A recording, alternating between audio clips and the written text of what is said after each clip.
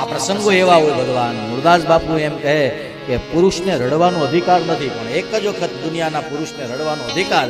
ક્યારે રડવાનું કીધું? જ્યારે દીકરીને વિદાય થતી હોય ત્યારે દુનિયાનો દરેક બાપ રડે, અને એ બાપ રડતો હોય એ સમયે એ રૂડો લાગે, કદાચ મૂછે લીંબુ લટકતું હોય, ગરીબ મા બાપ હોય કે ધનવાન હોય, પણ દીકરીની માથે હાથ ફેરવનારો દરેક બાપ. અરે ભગવાન, હું ને તમે તો સામાન્ય કાળા માથાના માનવી છીએ.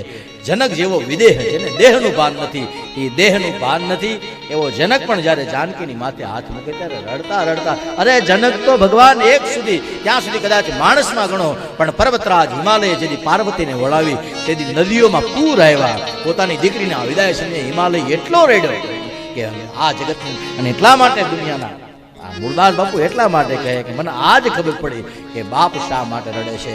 એટલા માટે રડે છે કે દીકરીનું દાન એ બાપના શ્વાસનું દાન હોય છે. કારણ કે આપણે જ્યાં પરસ્પર અલગ આમ આટી ઘૂંટી વાળું હોય, માને દીકરો વાળો હોય, બાપને દીકરી વાળી હોય,